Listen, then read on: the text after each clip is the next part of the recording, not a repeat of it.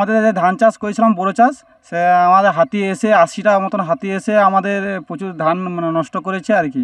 আর আমরা তো লোন নিয়ে চাষবাস করছি, 5 বিঘা চাষ করছি, পুরোটাই লোন নিয়ে যদি এইভাবে হাতি নষ্ট করে তো আমরা তো বিপদে পড়ে লোন কীভাবে মেটাবো। তারপরে হচ্ছে আমাদের যে বন দপ্তর আমাদের কোনো কিছু হেল্প করছে না। যারা খেলানো পার্টি তারা এসে ধান বিলে দিয়ে রেখে দিয়ে চলে গেল, তারা কোনো কিছুই ধান বিল থেকে যে ওঠানোর ব্যবস্থা কোনো কিছুই করেনি বন দপ্তর থেকে।